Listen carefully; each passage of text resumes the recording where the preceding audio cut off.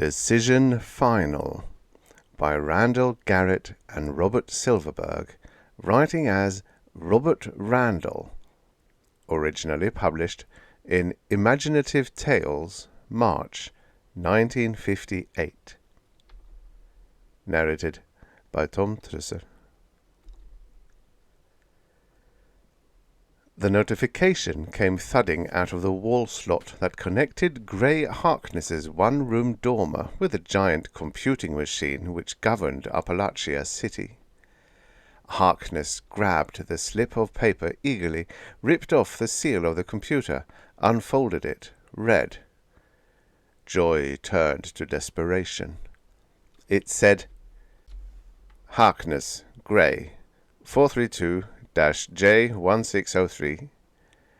Be advised that your petition for marriage permit, taken out jointly with Smiths and Joanne 321-K-1872, is herewith denied on grounds of incompatibility, and any marriage between you and Smiths and Joanne will be prohibited. Numb, he let the official form slip to the floor. A confused mixture of emotions bubbled up in him. Anger, rage, despair, above all hatred for the computing machine that had so coldly and so permanently barred him from the girl he loved. There was no sense appealing the verdict. The machine never reconsidered. He flipped on the visiphone and punched Joanne Smithson's key numbers. The numbers were routed through the vast circuits of the machine seconds later. Joanne's face appeared on the screen.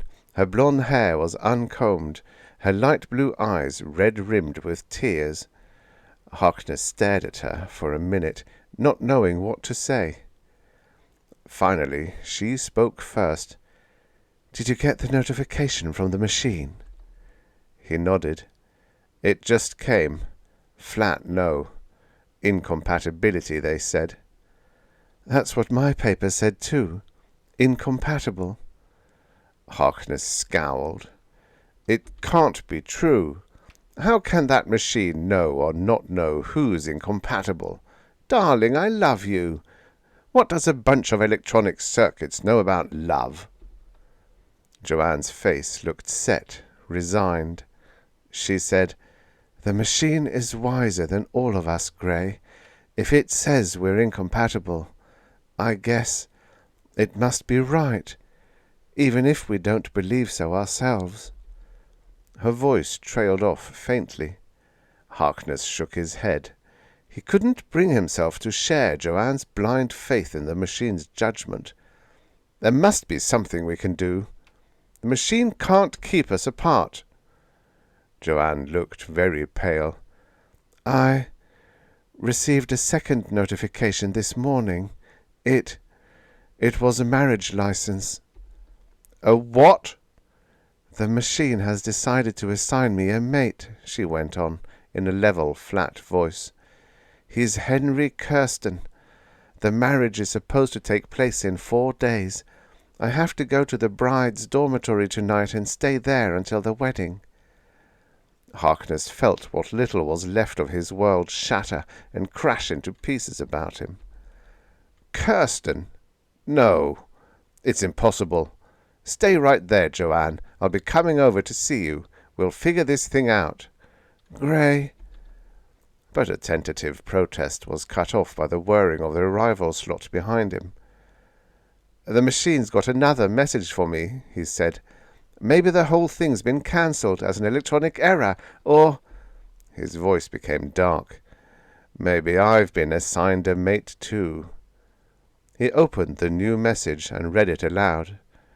Harkness, Grey, 432-J1603. Be advised that as of 0900 this morning you have been declared an enemy of the state and are to report immediately to your local communication center for interrogation. Any violation of this order will be met with punishment. Joanne's expression was one of fear and shock. She said, Grey, what have you done? Nothing. unless you call thinking violent thoughts about the machine a criminal offense. There's something funny about this, something rigged." "The machine can't be wrong, Gray." "No," he said, "but maybe it can be mistaken." He looked at his watch. It was 09:10. He was going to have to move fast to avoid the police robots.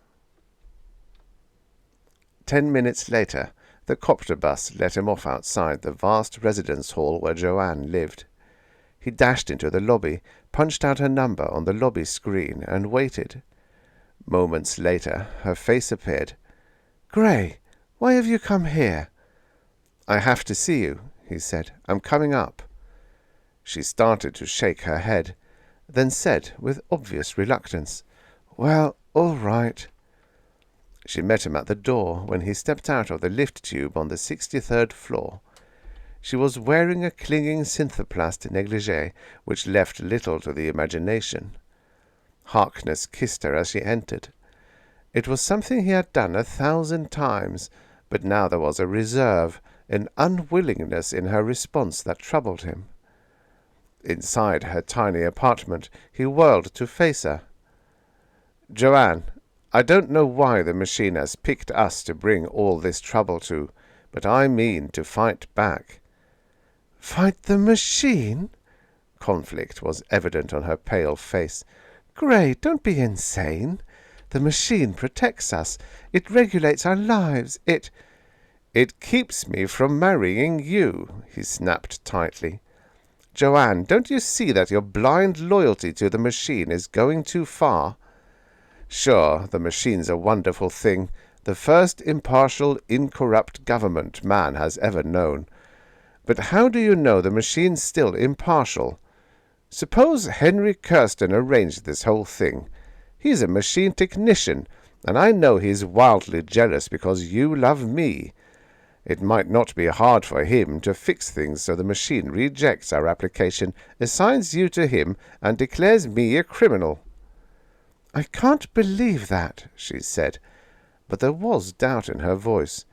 "Darling, I still feel the same way I always did about you, and the idea of marrying Henry Kirsten almost sickens me. But if the machine says so—" Harkness pummeled his palm with his fist. The machine! The machine! Can't you think for yourself, Joanne? There's still time. Let's get away from Appalachia, away from America even. There are places that aren't ruled by computing machines. We could live there, together." "I'd never be happy knowing I had run away." He shook his head bitterly.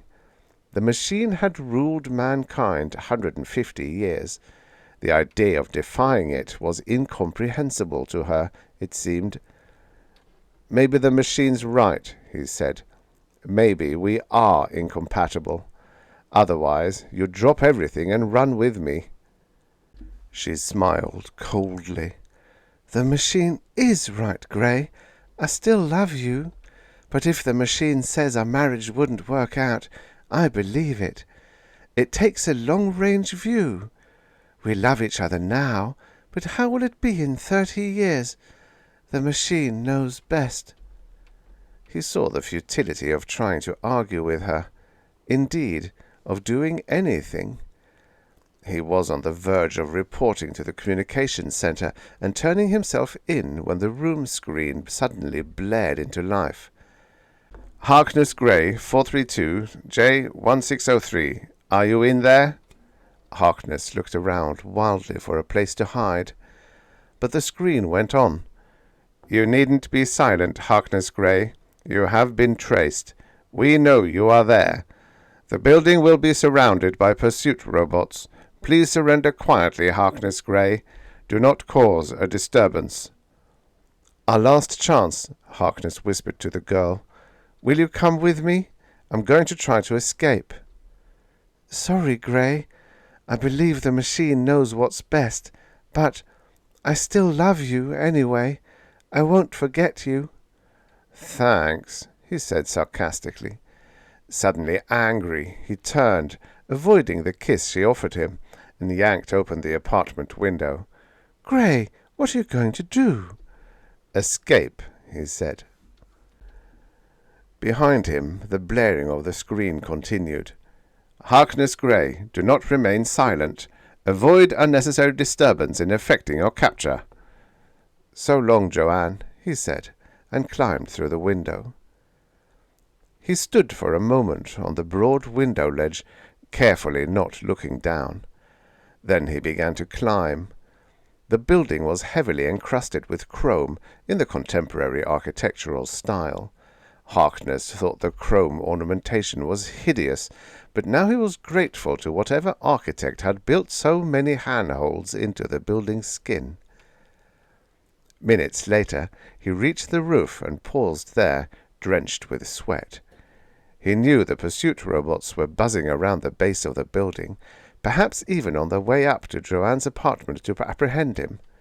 Maybe they wouldn't think of looking for him up here. The roof was clear, a wide, flat expanse. Harkness glanced up to make sure no police copters hovered above. It took nearly a minute to cross the surface of the roof. He arrived at the other side and peered down into the gulf that separated the building from its neighbor. The street below was filled with gleaming metallic dots. At this distance they looked like angry beetles, but they were the machine's pursuit robots. Pretty soon, discovering him gone, they would come swarming up to the rooftops after him. But by that time he hoped to be... where? He didn't know. His only way out was to keep running. 7 or 8 buildings spread out before him, their roofs roughly at the same level. If he could make it across the rooftops to the end of the block and down and out of sight before the robots arrived. He bunched his thigh muscles and leaped. There was a 6-foot gap between Joanne's building and its neighbor, and a 2-foot drop. He made the jump easily, kneeling as he landed to absorb the shock. He had to keep going. Ahead of him, a skylight opened. A figure, some 4 feet high, its skin a glowing bronze color, emerged and goggled at him. "We order you to halt," the pursuit robot commanded. "Harkness Gray, you are under arrest." There wasn't time to debate the situation. Harkness ran forward, straight at the robot, and bowled it over. Pursuit robots in themselves weren't very powerful. It was just when a group of them snared you that you were stuck. The robot fell, sputtering and growling, and Harkness kept running. 5 more of the robots appeared on the next roof and began advancing toward him. He froze, not knowing which way to go. He was trapped. The robots would not kill except under extreme provocation, which meant threat of destruction. He debated charging into their midst and trying to knock them off the roof, but he saw he could never cope with 5 robots at once. They had him now. The sound of a copter's whirring rotors came from above. Surrounded? No. A ladder dangled. A voice shouted, "Come on, Harkness, let's go!" The pursuit robots were drawing near. Harkness looked up and could see no one in the copter's cockpit. Shrugging, he grabbed the dangling ladder. He was drowning. Someone had thrown him a straw. He started to climb. Halfway up, the robots began firing their stun guns. One shot caught the heel of one foot and numbed it. Desperately, he pulled himself up into the copter and lay there, gasping in air. The voice said, "Okay, Harkness, away we go." He looked up. The copter was completely empty. It sprang up from its hovering position, and, moments later, the rooftops of Appalachia City were just blurs in the hazy distance. After a few minutes, Harkness rose and unsteadily made his way up 4 to the copter's cockpit. His left foot ached mercilessly. It would be 3 or 4 hours before the effects of the stray stun beam wore off. He entered the cockpit, dropped into the empty pilot's chair, and said, "What's the game? Who's running this copter anyway?" The voice he had heard before said, "My name is Lee Fletcher. I'm speaking to you from Canada. Canada? Northern Ontario, to be precise. There's a colony of us here, outcasts from Appalachia City and other machine-dominated regions. Harkness began to understand. I guess I owe you thanks, then. You got your copter there just in time. I followed the whole thing on remote video, Fletcher said. We couldn't risk coming down to pick you up ourselves, but with this remote control operation of the copter, we didn't need to. How do you know about me? Harkness asked. The copter, jets blazing, was streaking rapidly northward. We have contacts in the machine's trust. They let us know whenever someone gets in the kind of troubles you got in. We've snatched more than one fugitive from the pursuit robots this way. Harkness fell silent. He looked around, but no police copter pursued. After a while, the throbbing in his foot began to lessen, and he relaxed, letting the pilotless copter carry him further and further away from Appalachia City and Joanne. Lee Fletcher turned out to be a short, rotund individual in his late 40s, cheerful, friendly, warm. He was one of the first persons Harkness met upon descending from the copter. The colony was well protected, hidden by overhanging trees and guarded by a radar net. If attack threatened, these people would be ready. "You'll have at least 2 rooms to yourself up here," Fletcher said. "Unlike conditions in Appalachia City, we have plenty of room, and there's no computer at all. At least, none telling us what to do." "I'm sure I'd like it here," Harkness said. "You've been very nice to me in the 3 hours I've been here. But I can't stay." "What?" "No. I'm grateful to you for rescuing me, but I left some business unfinished in Appalachia City. There was a girl—" "I know. If she had been on the roof with you, we could have brought her along also, but there was no way we could manage that." "She wouldn't have wanted to come," Harkness said. "She's loyal to the machine. Loyal to the point of being willing to marry this Henry Kirsten if the machine tells her to. But I'm not giving up. If I could prove to her that the machine's been tampered with as you say it has." "You'd have a hard time proving it," said Fletcher. "Why don't you stay here, Harkness? There are women here. Women who don't have any false illusions about the machine.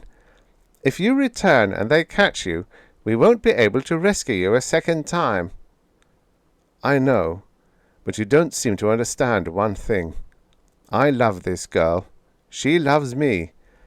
But she's willing to sacrifice herself to the machine's wishes because she honestly thinks the machine knows best. If I could show her her mistake—" Fletcher sighed. "You're a stubborn man," he said, "but I admire stubbornness. The copter's at your disposal any time you want to return to Appalachia City." "Thanks," said Harkness. He rose and gripped the other's hand. "I'll leave at once, and thanks for the meal and the rescue and everything else." "Sure." Harkness grinned. "And I'll promise you something right now. I'll be back. We'll be back. Soon." "I hope so," Fletcher said. Dark clouds of night were dropping as Harkness made the lonely journey back to Appalachia City. Fletcher guided him in by remote control. He didn't have to touch a knob the whole journey. The copter slipped into the city under cover of night. "Where are we now?" Harkness asked. "Over North Appalachia City. Where do you want me to drop you?" "Leave me on the rooftop at 1016 Center Boulevard. I can manage from there. When I want you again, I'll use the signal crystal you gave me." "Right." The copter dipped, dropping vertically in the darkness of the night. Harkness patted the equipment bulging in his hip pocket. If he could only avoid capture for the next few hours, he could solve his problems. The copter came to a precise halt on the building's flat roof. Harkness jumped out, landing lightly. The copter's rotors whirred and the vehicle started to rise. Harkness turned back, waved once at the pilotless copter, and watched it vanish into the cloudy, moonless night. Then he began to grope across the roof for the skylight. Henry Kirsten's apartment was on the 58th floor, room 5803, unless memory failed. As a computer technician, he rated a 2-room apartment. Harkness lowered himself through the skylight, hung for a moment, dropped. The sound of his fall echoed through the building's halls, and he crouched, drawing the blaster Fletcher had given him, looking around. He grinned. Certainly the machine would not be combing every square inch of Appalachia City for him every hour of the day. Too much caution was foolish. But he would not trust himself to the elevator. There might just be a police robot in there, and in such close confines he'd have trouble getting free.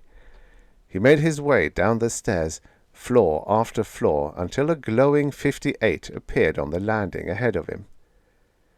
He turned off at floor 58 and tiptoed down the quiet corridor to room 5803. A neat placard on the door said, "Kirsten Henry, 123-B-3162. Computer Tech." The time was 0200. Kirsten was probably asleep. There was no point in ringing the door screen either. Once Kirsten saw Harkness's face, he'd never be admitted. Instead, Harkness trained his blaster, on low beam, on the lock. Bathed in flame, it grew beet red, went soft. Harkness cut off the beam and nudged the molten lock out with the butt of his blaster. Then he pushed the door open. A bodyguard robot stood just inside the door, quiescent. Despite his surprise, Harkness managed to put a bolt through the robot's control centers before it could move. The lights went on. Kirsten sat up sleepily in bed, blinking, staring at the ruins of the bodyguard robot. "What the hell is this? Who are you?" "Take a good look," Harkness said, keeping the blaster trained levelly at Kirsten's head. "I think you know me." The sleepiness left Kirsten's face. He said, "You're Gray Harkness. There's an all-city alarm out for you. What are you doing here, and what do you want? Trying to get in even more trouble?" "So far the only crime I've committed is breaking and entering, and I did that just now." Harkness perched himself comfortably on a web chair facing Kirsten's bed and waggled the blaster. "I came to talk to you. I hear you're getting married, Henry." Kirsten's jaw tightened. "So?" "You happen to be getting married to my fiancée." "Wrong. She's not your fiancée any longer. I know that the machine turned down your application for a marriage permit with Joanne, and simultaneously it selected me as her mate. I'm very happy to say we'll be married in 3 days." "The machine said Joanne and I were incompatible," Harkness said coldly. He studied Kirsten's scrawny form, his thin features and beak-like nose. "And I suppose you and she fit together like this?" "Maybe. The machine said so." "I don't think so, Kirsten. This is too neat, too slick and pat for the machine to have done it. Let me tell you what really happened. When my application for a permit came to the machine, it was sent to you for filing. Being a computer tech, you took advantage of your status to monkey with our data. You made it look as if we were incompatible, and then you finagled things so you would be named to marry Joanne. To top it off, you manufactured some trumped-up charge against me that would keep me on the run until the marriage could come off, eh?" Kirsten was grinning nervously at him. "I suppose I should indignantly deny your charges," he said. "But since you're a madman who's probably going to kill me anyway, I might as well tell you that you're absolutely right. I'm guilty of every single one of the false manipulations you accuse me of. Well, are you going to shoot me now?" Harkness laughed triumphantly. I wouldn't waste a blaster beam on you, Kirsten. Killing you is the last thing I'll do. No, I'm simply going to the machine and turn in the tape I've been making of this conversation. Let the machine know it's been tampered with. I'm confident that the machine will see that justice is done." It was Kirsten's turn to laugh now. A low, malicious, sardonic chuckle. "Go ahead, Harkness. Take your silly tape to the machine. You deluded fool." Leaning forward in bed, eyes fixed intently on the snout of Harkness's blaster, Kirsten said, "The machine was taken over by a group of technicians, including myself, 3 months ago. We destroyed the main control center and have been operating the machine ourselves. Go. Report to the machine. See what happens when you hand in your tape." Kirsten's taunts sank in. Harkness's fingers tightened on the blaster, but he kept from firing. Killing Kirsten would accomplish nothing. Sweat drenched him. The idea of the machine being operated by a cabal of computer techs stunned him. Kirsten and his cronies held all Appalachia in the palms of their hands. It meant a slight alteration in strategy, thought Harkness, but in a way it made things easier. He left his chair and bound Kirsten securely with tangle cord. "You'll stay put for a while, I think." Keeping the blaster trained on him, Harkness backed out of the room and into the silent corridor. Women who were about to be married spent their last few days of maidenhood in the bride's dormitory, a blocky building on West 324th Street. There they were educated in the ways of the state and prepared for marriage. Grey Harkness entered the main pavilion of the dormitory at 3 in the morning after a long and tiring cross-city trot. He couldn't risk taking a public conveyance. Instead, he had skirted along quiet side streets and through back alleys, crouching out of sight at the approach of a police robot. A robot sat at the desk, staring outward at nothing in particular. Concealing his blaster, Harkness said, "Is there a Miss Joanne Smithson living here?" "Incorrect form." He scowled. "I'm looking for Smithson Joanne 321-K-1872. Is she here?" "Yes, she checked in a little while ago." "I'd like to see her." "Impossible. Brides-to-be must remain in complete seclusion. Besides, she's asleep." "That doesn't matter," Harkness snapped. "What room is she in?" "It is impossible for anyone." The blaster appeared. Instantly the robot reacted, going for a weapon of its own. But Harkness moved faster. He drilled a sizzling hole through the robot's control centers. The synthetic creature slumped. Quickly, Harkness leaped over the desk railing and snatched out the dictionary. Not much time remained to him. He thumbed through it and found Smithson Joanne. She was on the 43rd floor in Wing A. He raced within and found an empty elevator. Stepping inside, Harkness pressed 43. Wing A turned out to be a sprawling corridorway lined with rooms on both sides. Only a dim nightlight burned in the hall. Moving rapidly, Harkness went from door to door until he found the one marked Smithson Joanne. It was locked. He blasted open the door. Joanne was asleep. Nude, she lay atop her covers, a hypnotic learning mech strapped to her temples. Gently, Harkness woke her. "Joanne, quiet. It's me, Grey." She woke, startled, and snatched the covers around her. "You're not allowed here. Get out." "Darling, don't make noise. I came here to rescue you." "You're a criminal," she said bitterly. "I don't want to see you again." Ignoring her remark, he took the pocket tape recorder out. "I just paid a visit to your fiancé, Henry Kirsten. He said some very interesting things, and I taped them." "Get out!" She looked very pretty when she was angry, Harkness thought. She was trying to maintain her dignity even though she was nude under the thin wrap. It wasn't easy. He pushed the playback stud. Kirsten's voice said, "What the hell is this? Who are you?" Before it was over, she was sobbing. He let the tape run its course. "The machine, run by technicians. How horrible!